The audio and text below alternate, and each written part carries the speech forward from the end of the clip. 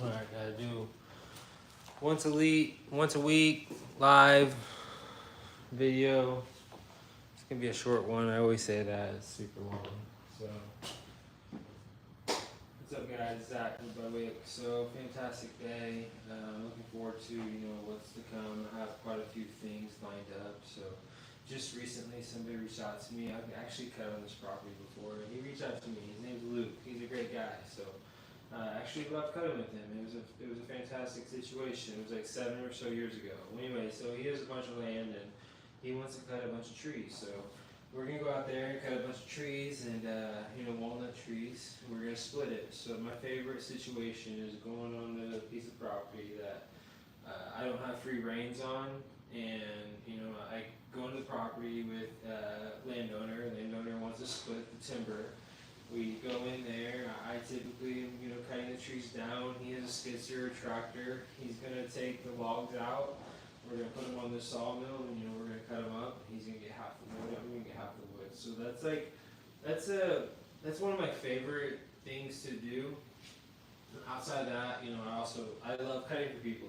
I've cut for over 250 people in the state. So people have logs, and then you need to cut them. So if you have any logs in the state, my state, Oklahoma, I'll come to your property and I'll cut your logs. So if you have 100 logs, 200 logs, 50 logs, 20 logs, 10 logs, however many logs you have, reach out to me, 405-562-0707.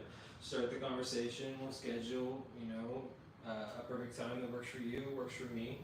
I'll hear your perspective, what your goals are for your timber, or what you got going on your property. I'll tell you kind of the solution. I'll give you kind of an estimate on price. It's $150 an hour. Whenever the sawmill is running, there's a setup fee also. If we hit metal, it's $30 a blade. So my prices increased 4 or 5 months ago. So for 7 years, I was charging $100 an hour to cut wood for people. It was great, but I saw so many increases in price, so many year after year after year. Everything was more expensive than it used to be. So I never extended that to the customer. So this year I raised my price to from $100 an hour to $150 an hour, and I'm glad I did that. So I haven't had any pushback with the price. So if you have logs, I sometimes can cut 30 logs a day, 40 logs a day. The most amount of logs I've cut in a day is 65. That's going to be primarily cedar. So I absolutely love cutting logs for people. I've cut for hundreds of people. So if you need references, I have dozens of references for you. Outside of that, I did buy this is my second wood miser. So I bought my Sawmill's front own log procurement. So I have a Lucas mill. It's actually pulled out right now. It's right in front of my truck. It just gives me more space in my storage for the time being. So we are going to get into a ramble about the storage. Things have 100% changed at this particular property. Unfortunate, I'll be able to manage. I think I'll be able to get the access that I need, but right now things have changed. If I left the gates right now, I would not be able to come back in. So that's that.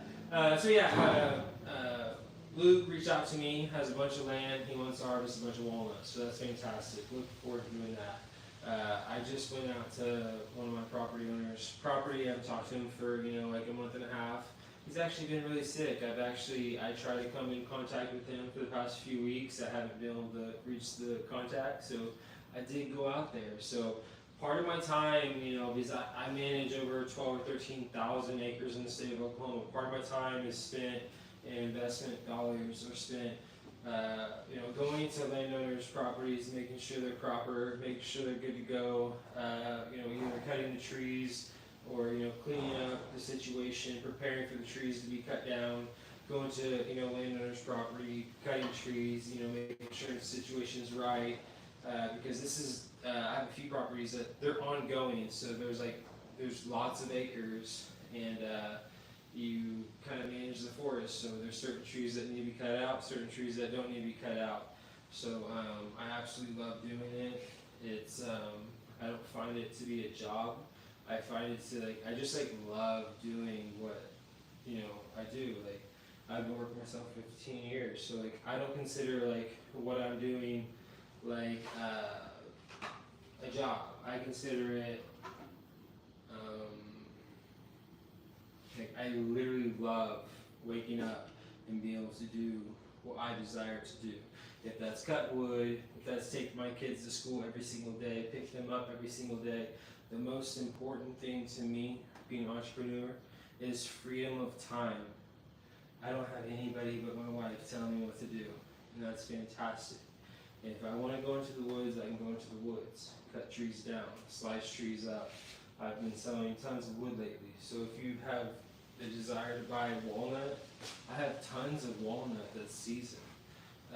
Bug-free seasoned wood, air dried, bark removed, typically $80 to $100 price point. Some of them are $1,000, $500, $2,000, $300, $200, $100, $700. So there's many different price points. I have sold over 10,000 slabs in the past decade because I have been selling wood for over a decade. So very small business, kind of. So what just happened yesterday is Extra Space used to own this property. Okay. They leased this property. Well, guess what? When Extra Space leased this property for the past 7 years, I've had 24/7 access. Well, Public Storage just bought their client situation, their book of business at this location, entire property. Public Storage now owns this property.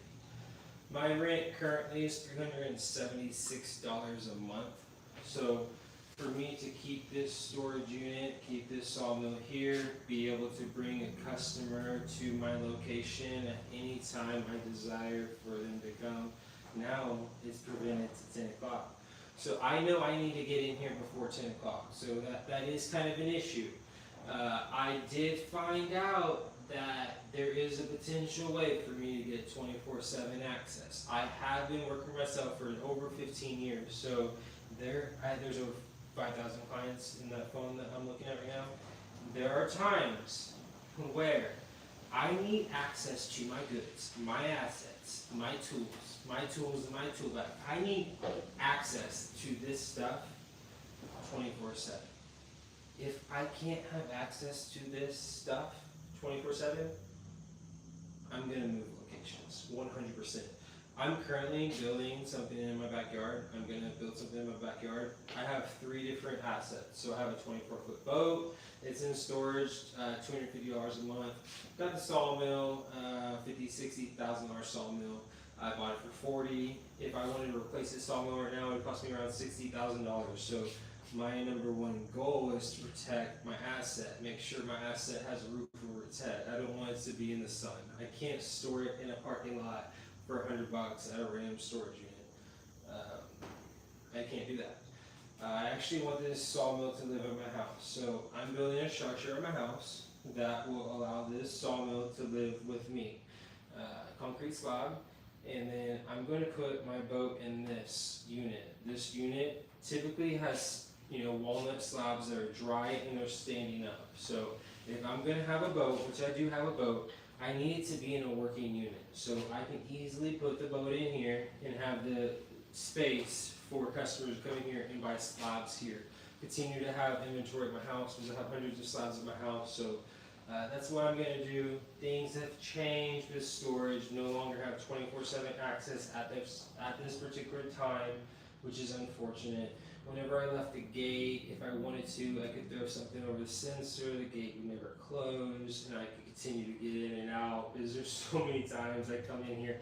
There's times where I'm cutting logs all day long, and I come in here at 11 o'clock. I do not want to bring my sawmill to my house at that particular time. Sawmill's filthy. It's covered with diesel. There's oil all over it. If I brought it to my house, you would see evidence of the sawmill being there for 12 plus hours because it's going to be parked there. It's completely filthy. I need to be able to access this storage unit 24/7. So I believe that's potentially going to change. I'm looking at options. The owner of a storage unit that's closer than this storage unit actually lives in my neighborhood. Northwestern Storage, quarter mile from my house versus maybe a half mile, and they live in my neighborhood. So I've seen a few different units, 15 by 40, so a little bit bigger. So I do have options. So I think it would be nice to have 15 wide versus 12 and 40 feet deep. Different unit. People, if they wanted to come visit me, I could push a button, the gate would open, they could come visit me. Owner of property that lives in my neighborhood doesn't have an issue with that. So, and they also don't have an issue with giving me 24/7 access because no one in the storage unit has that access, but they'll give that to me. So I have options. So I think I'm going to be moving storage units. The only problem with this move is going to be the height. I like having a unit that's higher than most units. So right now, I don't care what the price goes to this unit. I know there's a restriction. I can't come here after 10 o'clock. But right now, at this current state, I have a higher unit than the units that are available at that particular unit that I was just referencing, Northwestern Storage, quarter mile away. Actually, 3/4 of a mile away from here. So, anyways, yeah, I'm at a little bit of a standstill, but I haven't signed anything with new lease agreements with these people. They have my credit card, not credit card, my account. So I don't have credit cards. Money is directly taken from my checking account. So they have that. The price is $376, which is unfortunate because $376 right here, $410 next door, $320 next door, $460 the following unit. So there's so many different variables as far as price. Why am I not at $320? This guy right here is at $320 a month. Well, I'm at $376. I want to be at $320 a month for the next year, for the next 5 years. Why can't I have $320 a month? Well, it's all market conditions, depending upon when the unit comes available and the market conditions, the overall storages that are available in the particular area that picks the price. So the prices are all over the map. There was a time I had 3 of these storage units for $175 a piece. So $175, $175, $175, $175. I had 3 of them. It was a no-brainer for me. Okay. That changed quickly because those prices, after a year and a quarter, they kind of increased, and I dropped one, and then I dropped the second one. So I am focused on potentially in the next year and a half, we're going to sell our personal property. Okay, we're going to sell our personal property. That unlocks so much equity that's been tied up for many, many, many, many years. On top of other nest eggs, Bitcoin, all those different things, for me to buy the property that I desire to buy. I want to buy a property within the next 2 years that, if you want me to really be honest, I want 1,000 acres. So let's just say you have 5 acres, okay? 5 acres, you buy a skidster, you build a shop, you build your house, you're able to have a kiln, you have a larger footprint. You have a skidster, you're able to retrieve logs, you're able to unload slabs, mules, completely change the business. So that's where I want to be. I want to be there right now. Unfortunately, I don't want to overextend myself. Right now, my overhead for my business is $376. Doing anything different than this currently right now costs me more money. I am willing to pay this price to bring a random customer to view my wood, to sell wood. I sell thousands of dollars worth of wood out of this unit every single month, so I'm willing to pay that price. I think I'm always going to have a unit in some capacity, but I also want personal property to completely satisfy the things that I desire to have. I want to buy a skidster right now. I could buy a skidster right now. I could push a button and order it, and it could come to my house whenever it came to my house. I could do that right now. Is that smart for me to buy a skidster right now, with the current available space that I currently have. No, it's not. When I buy a skidster, it will be because I'm sitting on tens of thousands of slabs. I'm sitting on thousands of slabs right now. They're all manually managed. So like this stack, this buell behind you, I put that buell there with my hands. One day I want to have a skidster that can pick up logs, pick up stacks of wood off my sawmill, and can help me increase the productivity that I have on a daily basis. Because right now, if it's just like a one-man show and mess and complete cleanups involved, I can do 2 trees a day. I can cut 2 trees down every single day if I wanted to. I'm able to follow those trees, I'm able to clean up the mess, process the trees, put all the wood in my truck, come home, stack, sticker it, and be done with it.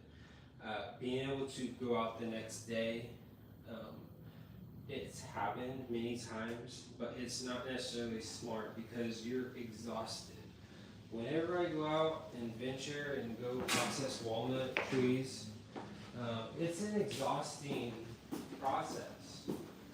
It's absolutely exhausting. So when I tell you I've got for over 250 people, paying customers on the sawmill, that's cutting their logs, and they take 100% of the material. My favorite thing to do is cut a bunch of logs, get paid, leave property, put this sawmill in this unit, all cleaned up, all oiled up, all ready to go to do the next venture, and never have to touch the material I just cut ever again, because I cut for a customer, got paid $1,000, $1,500, $3,500, whatever the price is. You get paid, and you don't have to touch the material again. You don't have to wait for the material to dry to get $1. There's many times where like big wood, like I've sold many massive wide walnut slabs lately. So 40 inches wide, 15 feet long, $1,500 a piece, fresh off the mill. Sold 4 of them, and I have 4 left. I would love to sell them, but what I have found out over the past decade is that you're always going to be able to sell the piece of wood that you're sitting on.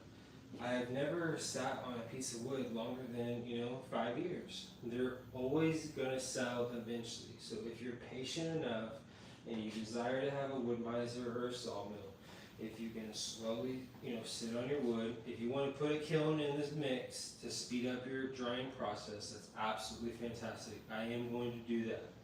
I want to do that. I need to have a larger footprint before I do that. So if you're able to slowly increase your inventory, your standing inventory that's in sticks, in stickers, you have a bunch of walnut slabs, oak slabs, elm slabs, cedar slabs, cypress slabs, whatever wood you want to put in sticks, just slowly try to increase your inventory. Hopefully you're able to sell some wood sooner than later, and the price is going to kind of depict that. So if it's green wood, you're going to get a lower price per board foot, and if it was dry, dry, ready to go, seasoned wood. So if you're able to start creating some type of revenue stream with the sale of your green wood, that'd be fantastic. But you probably need to focus on getting some customers that have logs, and they need you to cut their logs. So you'll be able to go cut their logs, generate a little bit of money with this sawmill. You need to figure out the way to generate money with the sawmill, because it's very important. So cutting for I would say wood sales and cutting for people is almost equal in my particular situation. So I love cutting for people.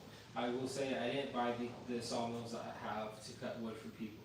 It's just a compliment of what I do. People see that I've cut thousands of logs. I've cut over 10,000 logs in my life. There's over 5 years I used to take logs to another sawmill, and they would cut my logs. Whenever they would cut my logs, I would pull the slabs off that sawmill. This was a very old sawmill, built in the year 1990 something, and you could shake the wheels, the wheels that you put the saw blade on. You could shake them. You could tell that the bearings would probably need to be replaced. And there was many things. Like, I never saw a brand new blade put on the machine. So, they would cut my wood for over 5 years. You would deal with those people. They were fantastic people. Tim, the operator of the sawmill, John Little, old guy, Oklahoma City Sawmill, fantastic individual. I love talking to him. He absolutely loves me. I think he's still alive. The sawmill is no longer, functioning. But in 2017, 2018, I saw that, cutting from like 2012, 13, 14, 15, 16, 17, like taking these logs to another sawmill and paying $20,000, $30,000 over the years, paying someone to cut your wood. It was a no-brainer to put this sawmill in my, tool bag. It started with a gasoline engine. The price point was lower than this particular price point. I got this sawmill. I put 500 plus hours on it. I started doing research, sawing different things on forums and different Facebook groups about people having engines of the Wood-Mizer, gasoline Wood-Mizer breaking, and they would have to do an engine swap. Well, I was like, well, that's something I don't want to deal with. So in 2020, when everybody was getting pricked with the needle for COVID and stuff like that, I never got a shot or anything like that. I never got restricted or anything like that. Anyways, you do you. And when everybody was freaking out about toilet paper, I sold my sawmill at top dollar. Okay, lumber prices were sky high, and I bought a brand new sawmill. The current wait time on that sawmill process was 6 weeks. So I sold my sawmill, I got a new one in 6 weeks. During that time, I completely procured multiple massive logs. So I had massive logs on my trailer waiting for my new sawmill to come in. So it was a pretty cool deal. I don't see myself selling this sawmill. If you wanted to come give me $60,000 cash, $100 bills, brand new $100 bills, I would sell my sawmill right now. $60,000. No brainer. If it wasn't sold for $60,000, like I said, I'm not trying to sell my sawmill for $60,000. I don't need $60,000 right now. I would sell right now for $60,000. I plan on never selling this sawmill, and one day it's also going to be complemented with multiple other assets. So there's going to be an LT70 that's going to come into the mix. So I want to order an LT70. An LT70. I also want to order a conveyor system. I also want to order, a system that's going to drop a log on my loading arm so I can process the next log. All those things, I want to order all those things. I'm not ordering those things until I have the property that I've procured, buy in cash, and I start building, the bigger business. But in the time being, this is what I have. I'm working within a 12 by 40. I would love to take my sawmill to your location and cut your logs. Until then, you have to work with what you have. Like, I have dreams and aspirations to have this bigger property, have a skidster do all these, heavy liftings for me versus having to use snatch blocks and pulleys. But those things aren't here right now. So you have to work with what you have, continue to grind, continue to save up, and one day you'll potentially be able to achieve your goals. So I will say, for the past almost 2.5 years, anytime I sell a piece of walnut, it hasn't been hefty for the past month and a half. I haven't necessarily been 100% doing that. Anytime I sell a piece of walnut, this has been going on for 2.5 years.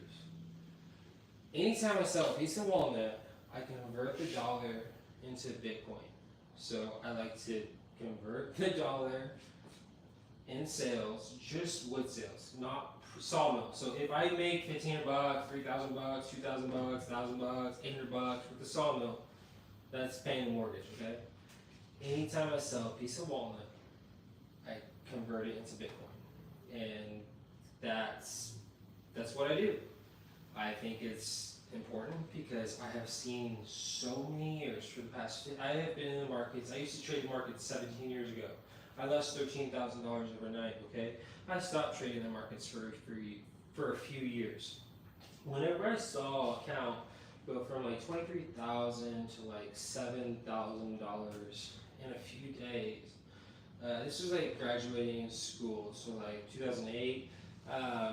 Whenever I saw those things happen, it kind of like pissed me off because like those were life savings. I saved my entire life for that 20,000. Okay, I put it in the market. 23, it was really cool. 7, very quickly. It didn't sell. Okay, that $7,000 account went to like 13. I sold. Okay, went back up to 13,000. Sold. $7,000 loss at a very young age. At an age that I didn't have a relationship with Christ. I'll just say that. So at that particular time, like I was very frustrated with the markets, but I absolutely love the markets. I love buying and selling things as far as, like Bitcoin, leverage trading, all those different things. So like having like multiple streams of income is very important to me. I don't know necessarily how we got into this tangent. I did tell you, anytime I sell a piece of walnut, I convert the dollar into Bitcoin. So that's me. I've been doing it for many years. I don't see any reason why not to do that. Outside of that, these saws are ready to eat wood. I have multiple ventures going on. I need to go to Lexington and a few different counties in my state to cut many walnut trees.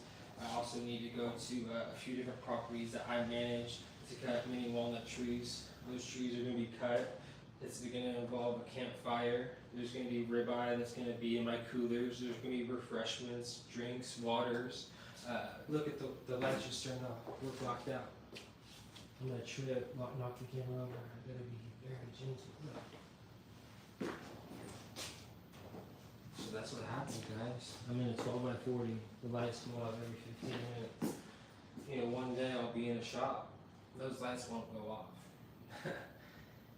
But right now the lights go off every 15 minutes. I think it might be 10 or 15 minutes. So you have to work with what you have. Like I was saying, I have multiple ventures that are ahead of me. I like to make a live video on YouTube at least once a week. I have a few things that are going on in the next week or so I will kind of be unavailable to make a live video. So yeah, both chainsaws ready to go. I have multiple ventures scheduled, ready to go in the future, and I'm looking forward to it. I love putting my face cut into a tree, coming in and bore cutting the tree, forming a proper hinge, severing everything out. Probably putting a couple wedges in, having a back strap or a trigger on the back. I hit that trigger, that tree hasn't moved an inch until I tell it to move. I hit that trigger, tree falls where I tell it to fall, and then I buck the tree up. So I absolutely love doing it. I love cutting down trees.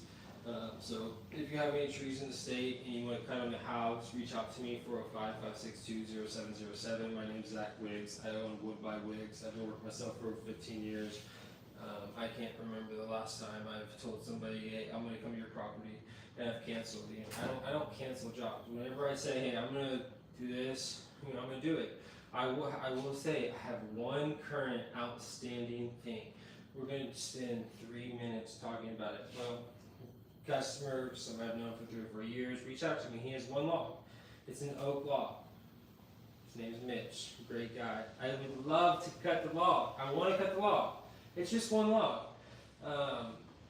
It's probably 30 minutes away from me.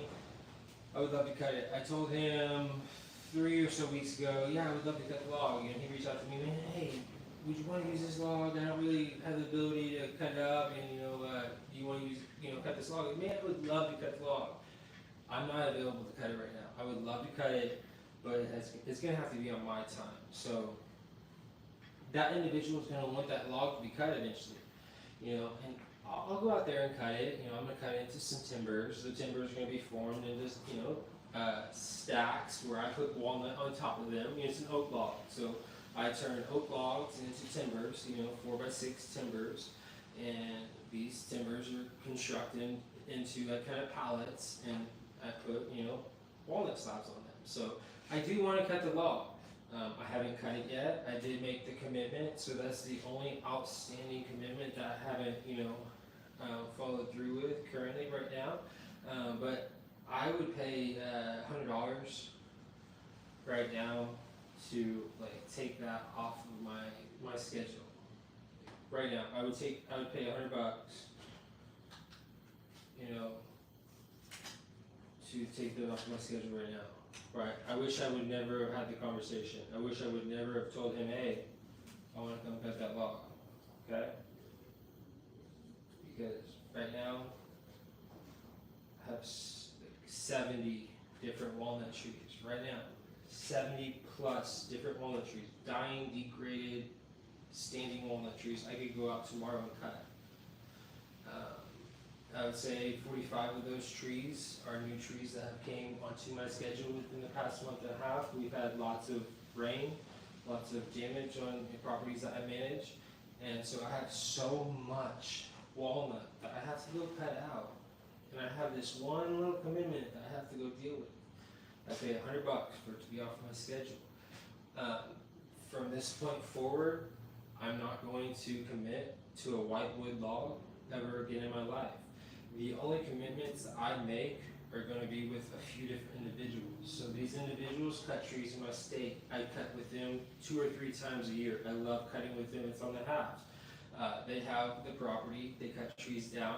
They cut the trees down, and they have more than one log. So you have a bunch of sycamore logs that have been sitting for 6 months. Well, that's fantastic because I love cutting sycamore. It's spalted.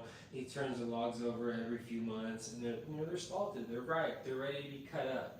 I love cutting it. We're not just going to cut one log. We're going to cut many logs. I'm going to be able to fill my truck up. So whenever I go out to that property and go cut that oak log, which is fine, I'm going to do it. It's just cutting some timber. I'm going to have a few boards in the back of my truck. I'm going to leave the property. There's going to be a bunch of offcuts I'm not going to deal with. I'm not going to deal with the sawdust. I'm not going to deal with anything. I always tell people, I'm not going to clean up the sawdust. I'm not going to take the offcuts with me. I'm coming here, and most people, they call me and they have a log that they can't move, and they want me to, to give it to me. They want me to kind of do something with it. I do something with it, and they're kind of left with the, stuff that I don't want. I'm not going to take that stuff. Never have, never will. So I make it very clear what I'm going to do when I come onto your property, and this is 250 people plus on the paying side. So these are paying customers. They pay me to cut their logs. There's hundreds of people I've cut for on the house. I come onto the property, we cut timber, I take half the wood, they take half the wood. They don't pay me $1. They typically buy me lunch. And we have a great time. We cut wood, we do it safely. They have the tractor, the skidster, and they're pulling the logs out. And, we're cutting timber. It's a fantastic situation. I absolutely love doing it. So anyways, guys, this is a live video. I'm about to end it here soon. These saws are ready to go. These are 661Cs. What's funny is I had a customer, and I have customers come here every day. So every day I sell a piece of wood. Had a customer in here 4 days ago, maybe 5 days ago, and he was talking about his Alaskan sawmill. So I will say I've cut for over a dozen people that have their own sawmills. I'm not talking about Alaskan sawmills. I'm talking about, let's say you have a Woodlands mill, or you have a wood miser, might be less than mine, or you have a Harbor Freight mill, or you might have a Timber King. I've cut for over probably 15 to 17 different people that have their own sawmills. They cut a few logs a day. They wanted me to come out and cut a bunch of logs. So I've done that many times. So this individual came to my storage, and he bought some wood, but he was talking about how he loves to sharpen the chain. He was just talking about how this file that he puts on these chains, man, this I just love filing these chains, blah blah blah. He was just bowing out about it, and I gave him a chain. I was like, man, here, take a chain. Show me what you got. This individual is going to drop this chain off here in the next few days. And I absolutely love it. I told him I'll give him a piece of wood. Cool. Which piece of wood do you want? Take the piece of wood. He was kind of excited to, sharpen the chain for me his way. He's like, man, it just eats. Man, the shape set goes out. Like, he was very proud of his situation. I gave him a chain, so I cannot wait until I get that chain back, and I hope this dude impresses me. Because what I'm going to tell him whenever he comes here, I'm going to send him, I have 100 plus chains for these saws, okay? I'll send him, I have a bunch, there's 10 or 12 of them just hung up, they need to be sharpened. I can sharpen them, by myself, that's it. Sharpen them up, get them sharpened up. This file is I actually want to get a few new files, but this guy's talking about the square cut that he puts on his, his chainsaw. He's talking about what he does to the raker. So if this guy performs and makes me extremely happy whenever I put this chain on and go, cut a tree down, you bet I'm gonna send him a few chains and like, hey man, here's a few more, do what you gotta do. I'm probably gonna send him a few more, probably 3 or 4, before I even test it out. Because whenever I see it and kind of see what he does, because I have seen Buck and Billy Ray, do a certain square tip file. I don't know what it's called. I'm not very educated, but he does something that completely looks different than this typical file. He does something different, and he absolutely loves it. So this guy's claiming that he can do that with the chain. So I sent him with the chain, and I can't wait to get it back. He's gonna come back in the next couple days. So I'll send him with a couple more, and we'll look forward to it. But outside of that, outside of relying on anybody, I don't like to rely on anybody. These chains on these saws are ready to eat wood. They're all sharp. They're super shiny. You can see the teeth ready just to, put that face cut in there and, work out these trees. So I'm so excited to go into the woods, camp out, cut down trees. I have many different properties I need to do that for. It is 100+ degrees. Doesn't necessarily stop me, but what's the rush? I have 500+ slabs and stickers right now. I have plenty of wood, dry seasoned wood currently to sell to customers. What's the rush for me to cut inventory that I currently manage that's standing? So a typical sawmill that has logs laying on the ground, there's going to be some type of time frame they want to get those logs cut. Well, with me, all my logs primarily are going to be standing. There you go. Look, 15 minutes again. We got to end the video. I'm going to knock the camera down because I don't see the tripod feet. So we just got to walk right here. Right here to this, if I walk right here, the light turns on. God bless you guys. Keep grinding. It's a ramble. I don't know if you get much value from these videos. I will say, if you want to check out my Instagram page, there's like thousands of different videos of this sawmill kind of like eating different logs. There's over 50,000 followers on Instagram. So if you want a bunch of more short form content, go to my Instagram page. But if you like this, it's cool. If you don't like it, unsubscribe. But if you like this video, give it a thumbs up. I want to see if I've never had over 10 thumbs up on a live video. But the most I've had, I think, is 8. So there's gonna be a time like I'm gonna stop doing these. Because I don't see the benefit.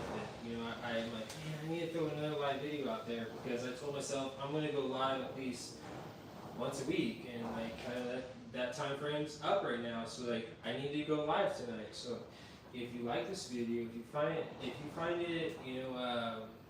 find value in this video, give me a like. God bless you guys. Thank you for subscribing. There's over 1,950 plus people that have subscribed to the channel. It's fantastic. I was really excited because we have over 1,000 subscribers to go live on YouTube. Well, I didn't have 1,000 subscribers at one point in time. I had a few hundred, and that few hundred turned into 700, and then 900, and you have 1,000, and then you give 1,015, and it might even go from 1,015 back to 980. Okay, what the hell is going on? And then just back up to 1,100, 1,500, 1,900, whatever it is, and you're able to go live. So I thank you so much for subscribing to my channel. Small business. I've been working myself for 15 years. I see a spider kind of crawling at me right now. So anyways, saws are ready to go. Sawmill's ready to go. I have all the belts ready to go for the sawmill. I actually just ordered a bunch of brand new blades. So tons of blades for the sawmill. The only thing that's stopping me from cutting wood is going to be myself. So I gotta go out in the woods and go cut the wood and process the wood and slice the wood up, stack and sticker the wood, remove the bark from the wood. Every time I go out with the sawmill, I'm going to draw blood. There's going to be blood drawn somewhere on my body whenever I go out and process wood. So I will say also processing walnut trees. I've processed thousands of walnut logs. Whenever you cut walnut, the dust in your skin, it's really bad. Okay, it can be irritating. I have layers of skin that shed off of my feet and my hands whenever I procure and touch a bunch of walnut. So it takes a toll on the body. I would 100% say that.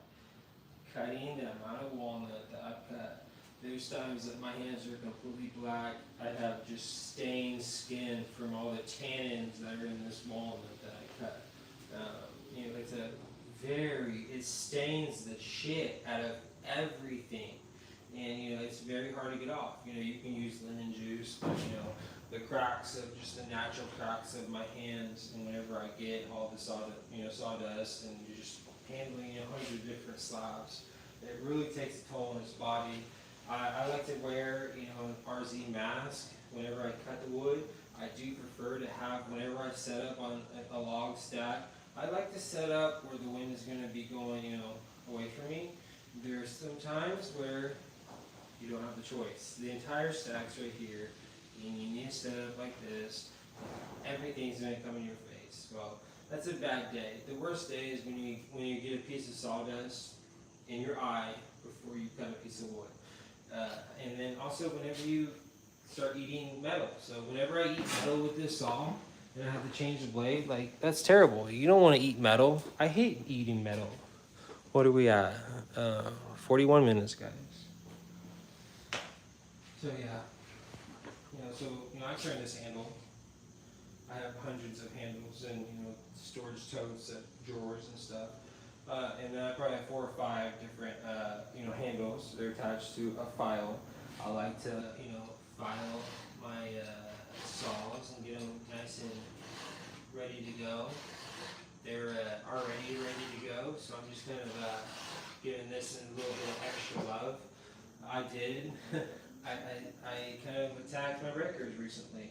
I've always attacked my rakers after I sharpen, but instead of just throwing the top, I also did the sides. So I did that the last massive tree I cut, and I was very impressed. I was extremely excited. So I absolutely love having one of these saws in my hands, putting my face cut in. Just whenever you plunge cut a tree, you're not going to have your saw straight up. Let's say, here's your face cut, here's your hinge. I'm not going to start, straight up with my hinge, I'm going to be right here. I'm going to be fully going, and I'm going to work myself into this hinge. I'm going to bore this tree out. And I'm not going to have any, I'm going to make sure my hinge is proper. After my face cut, after my bore cut, I come and sever the entire side of the tree. I don't care if it's 30 inches wide, I don't care if it's 40 inches wide. We're going to bore cut the tree. After you bore cut the tree, put your wedges in there. A wedge, if you have a gap in a log, a tree, thousands, tens of thousands, 20, 40, 50,000 pounds worth of weight above you, and you have gaps from cuts that you made, and let's just say those cuts might not be proper. I have done cuts that are not proper, okay? Whenever I bore cut a tree, occasionally, my cut isn't proper, okay? And let's say my cut's actually working against me because my cut's not flat. My cut's actually working against me in some shape or form, okay? Well, the cut's already made.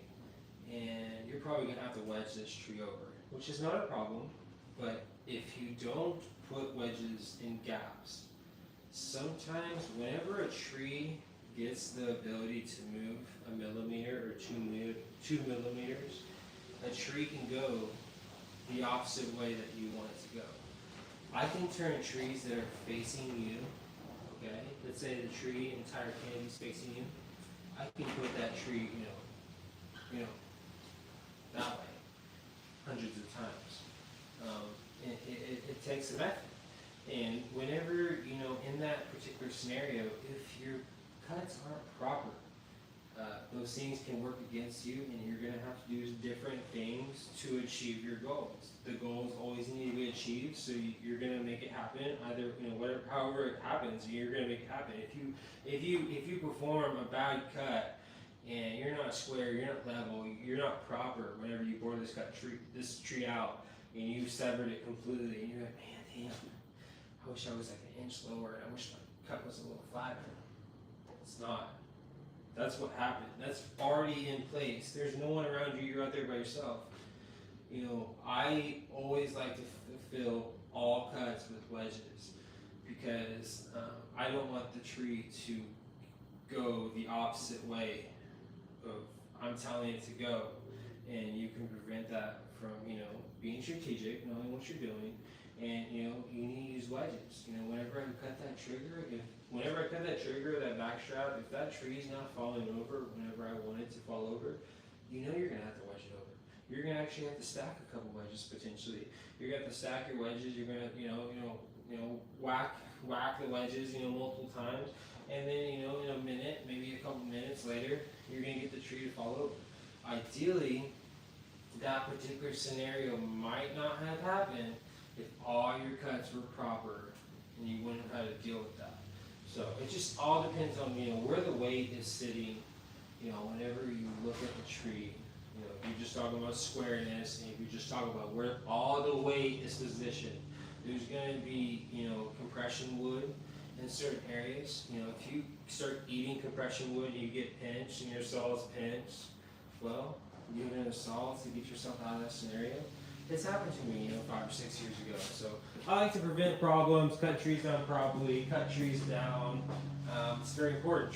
Forests need to be cut down. I love cutting trees down. I don't like to cut the entire forest down. I like to select the trees that we want to cut down, select the trees that need to be cut down, cut the trees down properly, let the other trees grow up. And then whenever you cut those trees out, there's going to be new trees that are going to grow in there.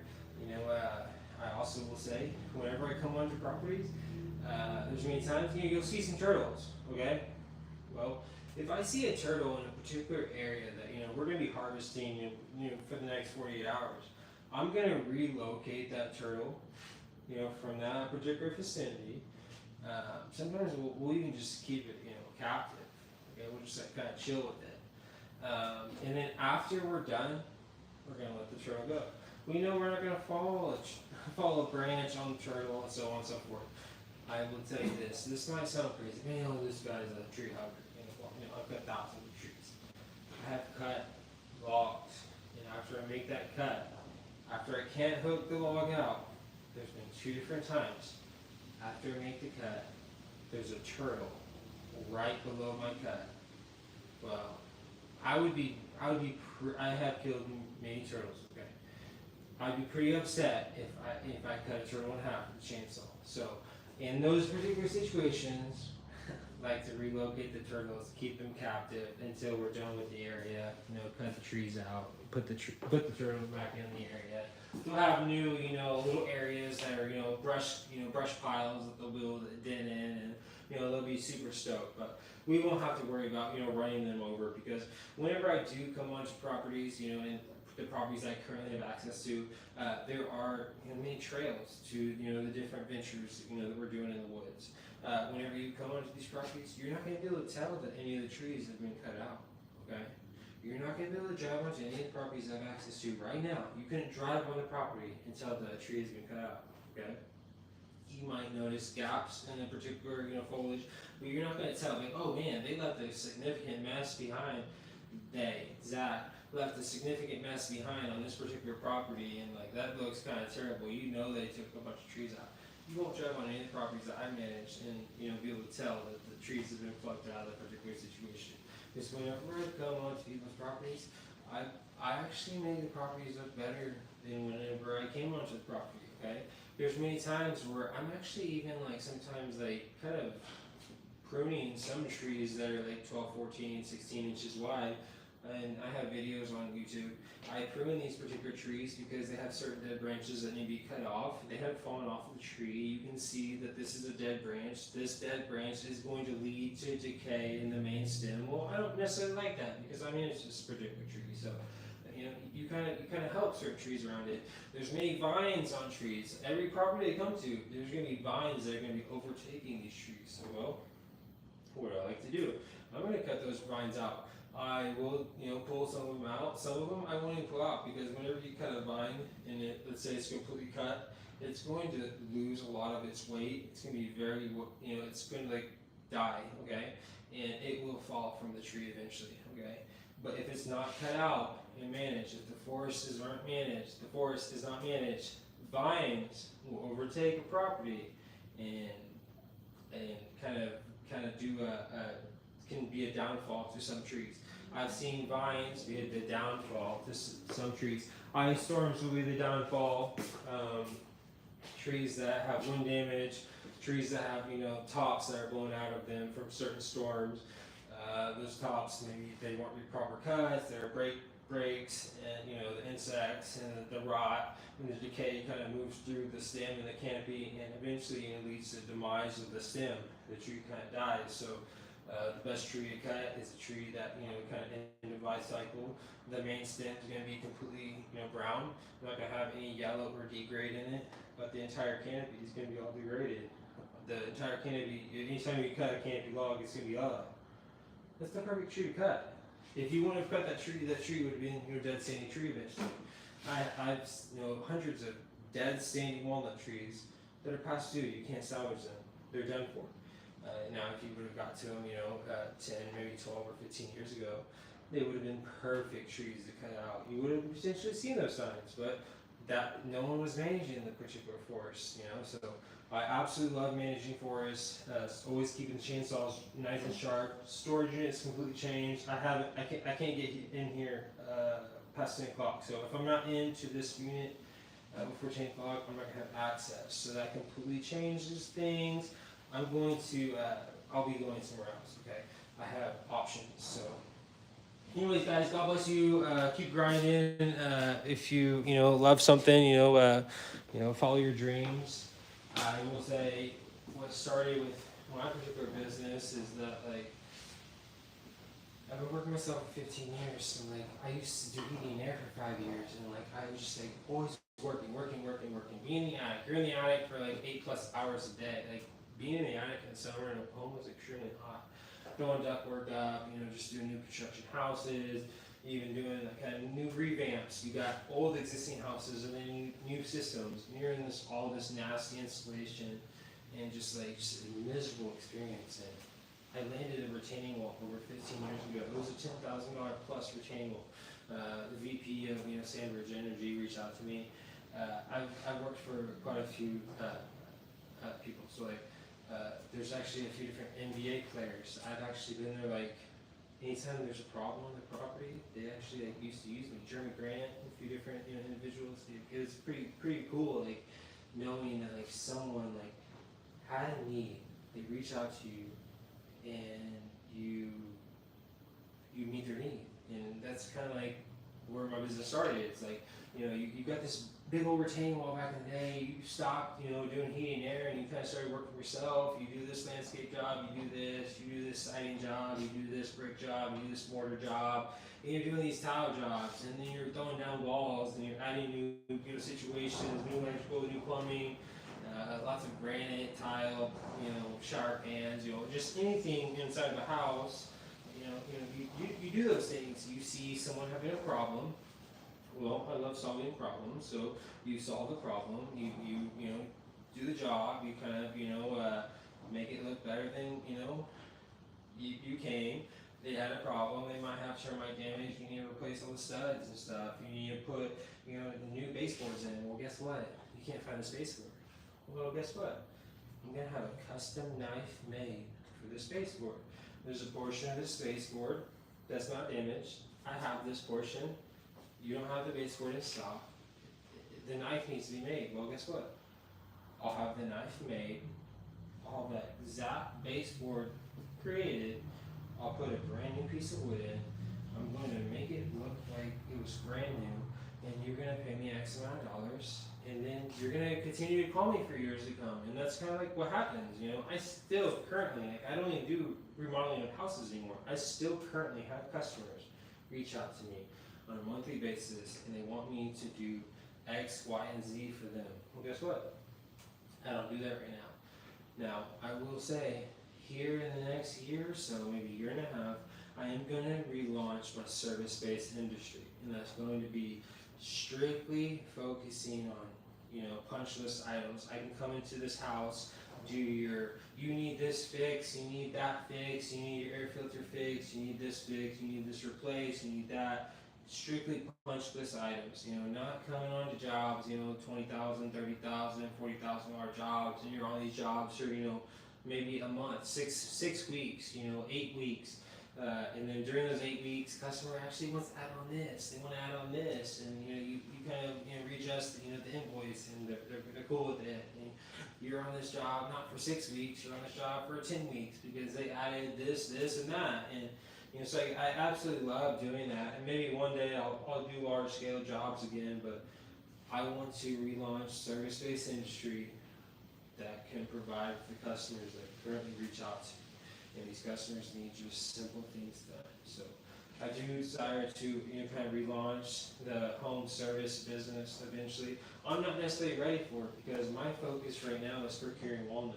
I have many trees that I need to procure. I have many logs that I need to cut for customers. So it doesn't make sense for me to throw another iron in the fire to go do these things that I might want to do when it just doesn't necessarily make sense for me right now. I do have 2 kids. I have a 3rd kid on the way. Wife, you know, has a job. She currently doesn't work in the summer. You know, she's a sign language interpreter. And then I cut wood, I sell wood, and you know, that's what I do. I work for myself. So I do desire to have an additional revenue stream because there are some times when I have the time, and if I have extra time, I'm like, well, how can I fulfill that time? I know I have plenty of wood stacks. I'm able to go cut the logs, able to stack the wood, but I have a little bit of extra time. Well, why not allow yourself to open up a service-based industry, you know, where, you know, customers, you already have the customers, they reach out to you, and you go and do the things that you used to do at a smaller scale. It takes, you know, 3 to 4 hours of your time, half a day, full day. You're able to do the job. You're able to get paid at the end of the day, and you know, you solve problems. Customer has a problem. I solve problems. What's your problem? Okay. Oh, that's the problem. Oh, okay. So you have this rot. Okay. So you have this mold. You have a bunch of water in your house. Oh, you know, this tile's cracked. Backsplash needs to be replaced. Oh, you really want to repaint your house?